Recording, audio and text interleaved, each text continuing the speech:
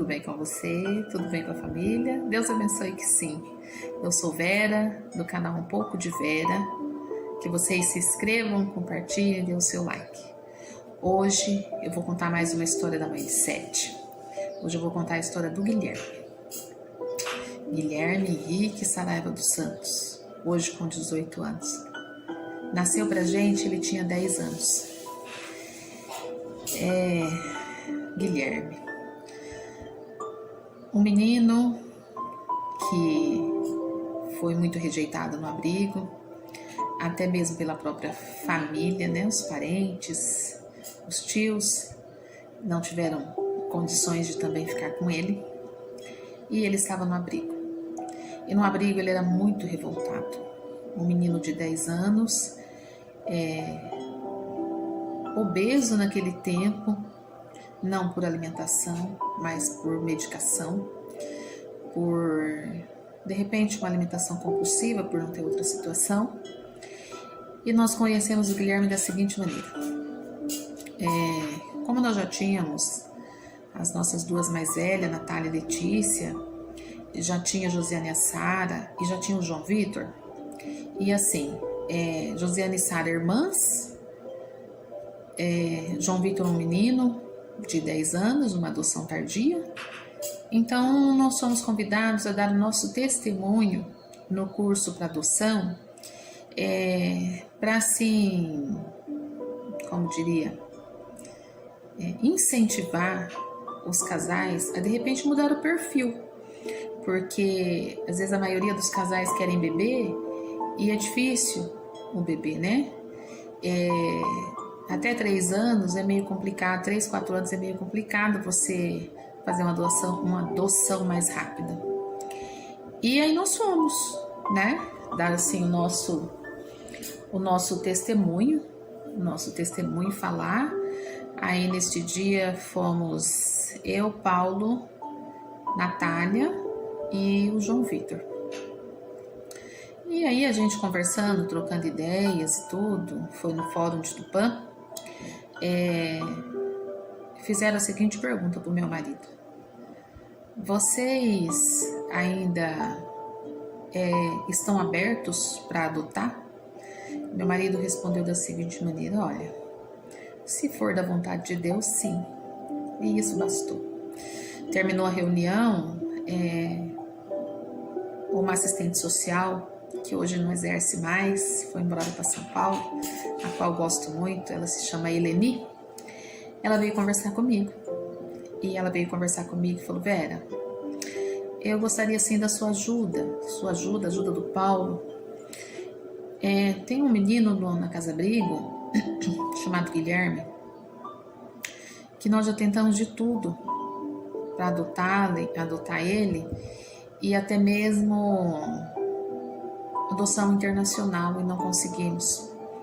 E ele já está para fazer 11 anos, 10 para 11 anos, ia para um outro abrigo de maiores, e ela ficava preocupada com a ida dele para lá, do jeito que ele era, com crianças maiores. Então eu gostaria de ver com você se você não saberia, de repente, um casal que estaria interessado. Eu falei: Eleni, você é doida? Você vai fazer uma pergunta dessa para mim? E como que eu vou oferecer contar a história de uma criança e oferecer uma criança? Você não devia ter feito essa pergunta para mim. Mas tá bom, vou conversar com o Paulo e vamos ver. E ela nos contou toda a história do Guilherme. E de fato, tudo tinha sido tirado do Guilherme. O Guilherme, a família dele, a mãe dele era daqui de Horcolândia, os parentes dele eram daqui de Horcolândia. E eu cheguei a conhecer o Guilherme bem pequenininho, assim, tipo 4, 5 anos, porque eu era voluntária na escola de alfabetização para adulto, e a mãe dele ia lá, com ele e o outro irmão dele, o Fernando. E a história dele era assim, triste, porque ele era agressivo no abrigo, porque ele brigava, porque ele arrumava confusão na escola. E tinha ele e o irmão dele, o Fernando. E o Fernando foi adotado por um outro casal, que glória a Deus, hoje a gente tem uma ótima convivência. E ele foi adotado por esse outro casal que foi para São Paulo. E no abrigo é complicado quando eles fazem isso, porque Guilherme e o Fernando, eles não nem se chamavam pelo nome, eles se chamavam de irmãos. Irmão isso, irmão aquilo. E aí o Guilherme perguntou se o Fer, né, se o irmão não ia para a escola. Responderam para ele que não, porque ele tinha médico. Tá bom, e ele foi para a escola. Quando ele voltou, o irmão não estava. E aí conversaram novamente, ele queria saber onde estava o irmão. E aí disseram para ele que o irmão tinha ido embora. Vocês imaginam? Uma criança, né, de 10 anos, que já passou todas as situações, foi pro abrigo justamente porque a mãe não tinha condições, porque a mãe era alcoólatra, né? Tinha se separado do marido, o marido tinha ido embora com os outros filhos, não ficou com o Guilherme nem com o Fernando, por ser outras histórias. E por fim, nessas situações dela, ela acabou pondo fogo na casa, e aí essas crianças foram tiradas dela. Ela lutou até por eles, mas é complicado quando as crianças estão em risco, correndo risco de vida. E o João e o Guilherme, eu falo que eles são irmãos de casa-abrigo. Eles moravam no mesmo abrigo, né? E aí o João, quando veio, o João falava do Guilherme. Ah, mãe, porque o Guilherme é assim? Porque o João era tido como o menino, o bom moço, e o Guilherme como o bad boy. E aí o João dizia, eu falei, não, João, mas uma criança, impossível. É impossível. Como pode esse menino ter feito tudo isso e ninguém ter dado conta dele? E aí eu conversei com o Paulo, a gente conversou sobre o Guilherme. E a gente estava morando com a minha mãe nessa época, porque minha mãe passou por um quadro depressivo e a gente foi morar com ela, que eu fui morar com ela para ajudar.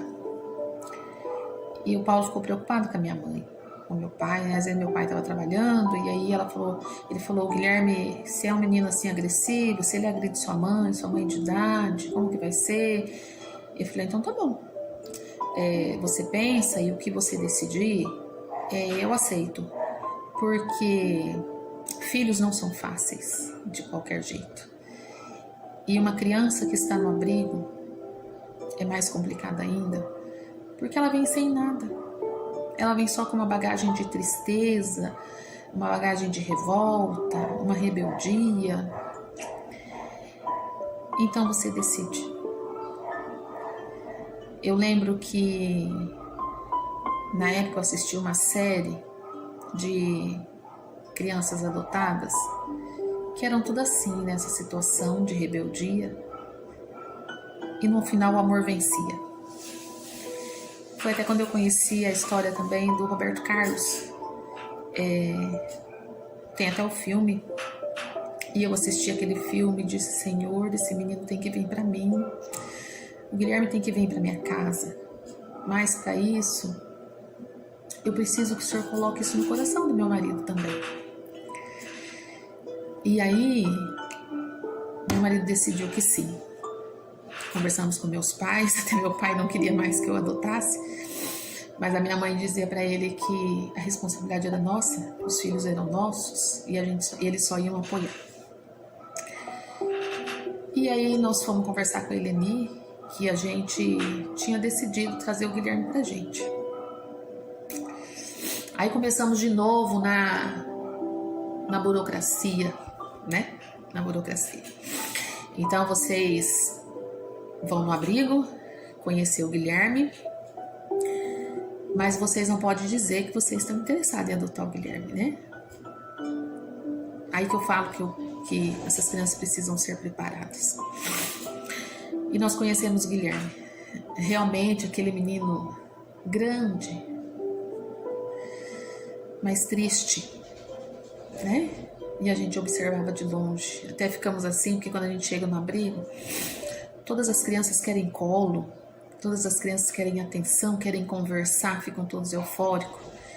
E o Guilherme lá distante, assistindo televisão. Uma segunda vez,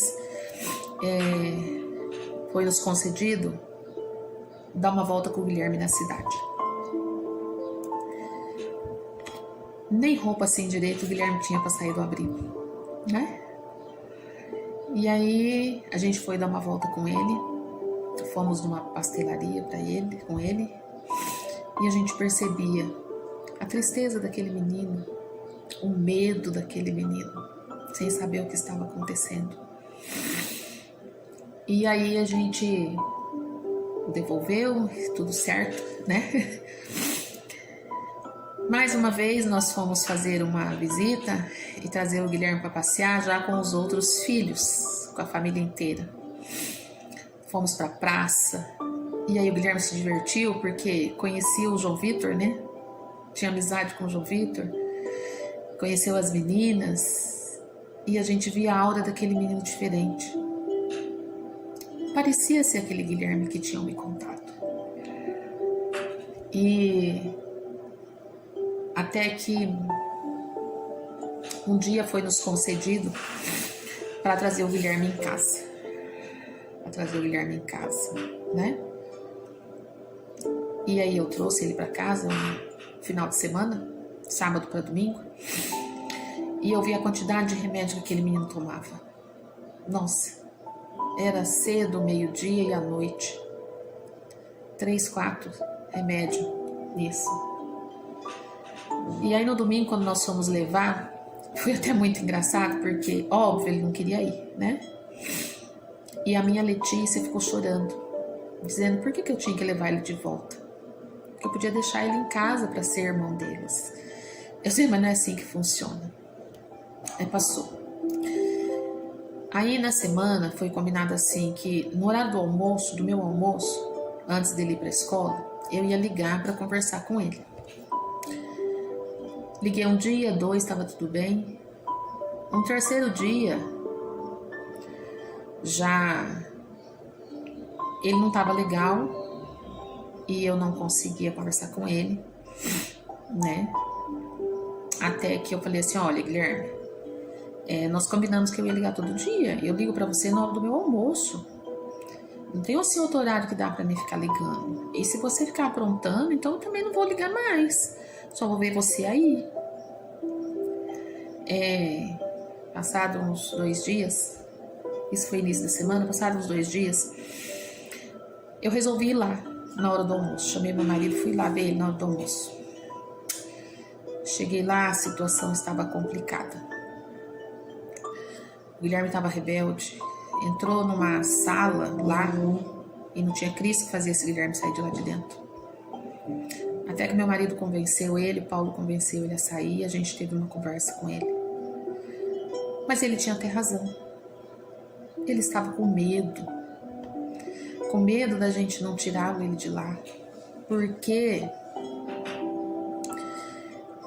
tinha uma menina e um menino, irmãos, que a irmã tinha ficado de ir buscar, e essas crianças ficaram lá esperando, e eu não sei o que houve na família, que a irmã mandou avisar que não ia buscar mais. Vocês imaginam o coração dessa criança? A expectativa de voltar para casa com uma irmã e não ir. E o Guilherme ficou assim, será que vão me buscar mesmo? Será que vai ser assim mesmo? Aí nós tivemos uma conversa séria com ele, que as coisas não funcionavam desse jeito, né?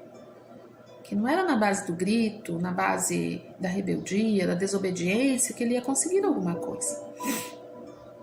Que ele tinha que se mostrar realmente interessado, que ele não tinha que ficar querendo bater em ninguém, brigar com ninguém. Mas isso é fácil pra gente, né? Não seria fácil pra ele. Aí, tá certo. Passado mais uns dias, eu liguei mais à noite no abrigo, tipo 7 horas, 8 horas. E eu perguntei se ele estava bem, aí me disseram que ele não estava assim muito legal, parecia que estava com febre, tinha ido na psiquiatra, e por conta desse episódio, Quando a psicóloga do abrigo levou ele na psiquiatra, contou tudo isso que tinha acontecido, o psiquiatra aumentou a medicação do Guilherme. Não é só o remédio que resolve. Aí ela disse assim que ele não estava legal, pedi para falar com ele, ela falou para mim que ele já estava deitado e eu fiquei agoniada e disse assim, eu posso? E aí veio ele.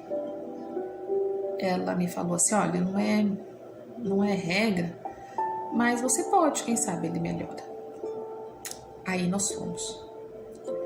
Cheguei lá, chamaram o Guilherme, veio aquele menino grande, fortinho, né?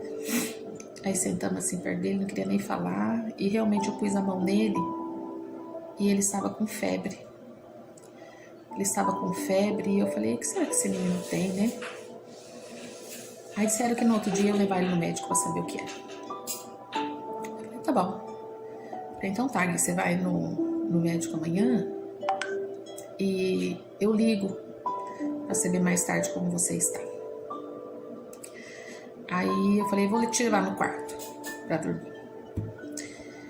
Aí ele deitou, eu sentei na beirada da cama, passei a mão assim na cabeça dele e disse pra ele assim, amanhã eu ligo pra saber como você está e final de semana eu venho te buscar.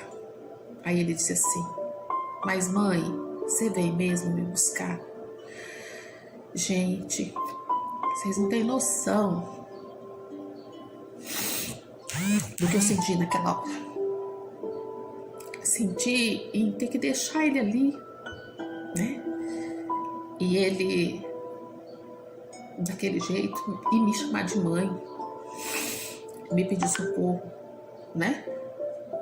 E aí no outro dia, eu realmente liguei, disseram que tinha levado ele no médico e que ele não tinha nada, era emocional. Era o medo, era a ansiedade, a preocupação em saber se realmente ele ia sair dali. E eu sou muito doida. Eu liguei no fórum, expliquei a situação e disse, eu não posso ir buscar esse menino para passar um final de semana na minha casa e levar ele de volta nessas condições. Eu preciso trazer ele e que ele fique em casa. Aí me marcaram uma audiência com a promotora e eu tinha que estar lá em tal horário. E até meu irmão que me levou, que o Paulo estava trabalhando, eu disse para ele, me leva em Tupã que eu preciso resolver isso. E depois o Paulo me busca. Gente, eu cheguei no fórum por volta quase 1h da tarde. Era 5 horas e não tinha se resolvido essa situação. Eu estava lá sentada, rezando, escrevendo na minha agenda e não se resolvia. Aí uma hora a promotora passou e disse assim, você que está esperando a situação do Guilherme? Eu falei sim. Ela falou, mas você é aquela que já tem duas meninas e um menino e duas... Sim, sou eu. Ela falou, eu te admiro, eu vou dar um jeito de agilizar essa situação. Isso, gente, numa sexta-feira. E aí eu realmente ainda esperei mais um pouco. Saí de lá quase 7 horas da noite com um papel dizendo que eu poderia retirar o Guilherme do abrigo, fazer o desabrigamento do abrigo no dia seguinte. Foi assim, de uma alegria imensa. Saber que eu ia buscar meu filho e não ia levá-lo de volta, né? Não ia levá-lo de volta. Eu não daria conta de ser só uma mãe acolhedora, jamais. Então, aí, o Guilherme veio para casa. Tivemos que providenciar roupas, né, pro Guilherme, porque o Guilherme não tinha roupa. E até muito fortinho, né? Mas pensa daí a alegria desse menino. Mas sabe, gente, como é difícil as pessoas terem essa aceitação, né? O Guilherme chegou meados de julho, final de férias, e aí foi estudar aqui. É aqui mesmo na cidade, na escola daqui de Orlândia, uma professora de Tupã, que eu nem sei quem, nem procurei saber também, falou que vinha um menino para a escola, saído da casa-abrigo, e que ele era o terror. Como fazer isso, né? Então os professores já estavam assim, alerta com o Guilherme. E um dia, eu nem sei por que eu fui na escola, tinha tido uma confusão e um dos colegas de sala estava lá fora e a própria diretora da escola falou para esse menino que era para ele voltar para a sala, se manter quieto, porque eu acho que ele tinha arrumado confusão até com o Guilherme mesmo, porque o Guilherme era um menino que vinha da casa-abrigo e que nem mexesse com ele. Eu não sabia dessas histórias. E aí um dia a Letícia conversando com o Guilherme, eles conversando entre eles, surgiu essa história. Eu falei, como assim? Aí surgiu a história até de que uma professora que a minha sobrinha Vitória estudava na mesma sala que ele. E aí disse que a Vitória tinha terminado de fazer o exercício dela e ela ia tentar ajudar o Guilherme, e a professora falou que não era para ajudar porque o Guilherme não ia aprender. Aí eu não dei conta, né? Eu liguei na escola, perguntei que dia seria a reunião de professores, né, HTPC que eles têm, que eu queria conversar com os professores que davam aula para o Guilherme. E aí me falaram o horário e eu fui. O engraçado, aí eu escrevi, porque se fosse para mim falar, eu ia dar conta de falar tudo e eu ia chorar nesse meio do caminho. Então eu escrevi tudo que eu tinha que falar. E quando eu cheguei lá, o engraçado é que tinha uma professora lendo uma mensagem antes da reunião que falava sobre a inclusão social. Como que você na teoria fala sobre isso e na prática você não age assim? Aí me chamaram e eu fui. E aí eu disse tudo que eu tinha que dizer, inclusive que a gente fazia todo o trabalho em casa, de incluir o Guilherme, de ensinar o Guilherme, de ajudar o Guilherme, e chegava na escola, eles jogavam por terra aquilo que a gente fazia. Que ou mudava a situação, ou eu ia denunciar a escola na delegacia de ensino. Porque onde já se viu? Aí apareceu até a professora que tinha falado com a minha sobrinha, pediu desculpas, que ela ia mudar o ritmo dela com o Guilherme, que ela não sabia de tudo isso. Gente, o Guilherme não sabia escrever. Ele lia e não sabia escrever. Ele tinha um pouquinho da rebeldia de toda criança. E eu trabalhava, e para deixar ele mais assim, então eu deixava ele escrevendo textos, né? Eu deixava ele escrevendo textos e lendo, e não adiantava ele querer me enganar, que uma vez ele até tentou. Do começo do livro ele passou para mais da metade do livro, mas... E ele, às vezes, a minha mãe dizia que ele ia muito no banheiro, bebia água. Eu falei, não, banheiro e água uma vez só, e a hora de tomar café, hora de tomar café. O restante é para fazer assim. E ele pegou essa obediência. Um dia eu cheguei em casa, era 7 horas da noite, e tô conversando com a minha mãe, e ele chegou na porta e disse, mãe, você não vai ver a minha tarefa? Eu falei, Jesus, esqueci do Guilherme lá no quarto, para ver que ele estava tão concentrado, com tanta vontade, que eu nem percebi, assim, né? E a escola realmente mudou o tratamento com ele, os professores mudaram o tratamento com ele. A gente foi indo, levei ele na psiquiatra, como eu disse que eu sou doida. Eu tirei toda a medicação do Guilherme, porque eu precisava conhecer aquele menino, realmente o que tinha aquele menino. Eu tirei toda a medicação dele e deixei só um que eu conhecia, que era as meninas tomavam igual. Eu levei ele na psiquiatra, fez eletro, não tinha nada.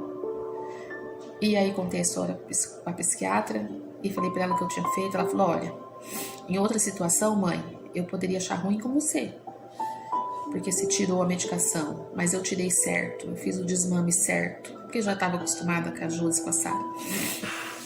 Ela falou, mas você fez a coisa certa. Ele realmente não precisa de medicação. Até essa medicação que está dando agora, vai vendo e vai tirando também, para ver a reação dele. E ele não toma nada, gente. Não toma mais nada. É um menino lindo. Nem ele se reconhece mais como ele era antes, né? Como ele era gordinho. E eu falo que aquele menino que me falaram do abrigo não veio para minha casa. Não. Aquele menino precisava de amor, precisava de atenção, precisava até mesmo de regras, precisava de limites. O Guilherme era, mesmo assim, o Guilherme era muito manhoso. E um dia, ele estava chorando e dizendo mãe e tudo. Eu falei, Guilherme, se eu não parar com isso, eu vou te dar uma chinelada. E ele falou pra mim assim, pode me dar uma chinelada. E eu não ia deixar a minha fala passar e dei uma chinelada no Guilherme. Quando eu dei a chinelada no Guilherme, ele fez assim, pelo amor de Deus, eu quero voltar pra Casa Abrigo, eu não aguento, eu quero voltar pra Casa Abrigo. Eu parei assim, olhei pra ele e disse, tudo bem, meu filho, se você quer voltar pra Casa Abrigo, sem problema nenhum, eu te levo de volta amanhã. Aí ele fez assim, não, que eu não quero voltar pra Casa Abrigo, eu não quero voltar mais pra Casa Abrigo. Então era assim, testes, modos de ver se realmente eu amava ele, se realmente eu ia ficar com ele, qual seria a minha reação. Tantas outras coisas, coisas de criança. E penso um menino que é grato a Deus, que é grato a gente pela oportunidade. A mãe dele biológica faleceu. Eu fiz questão de dizer para ele, se ele quisesse ir no velório, eu ia com ele. E nós fomos.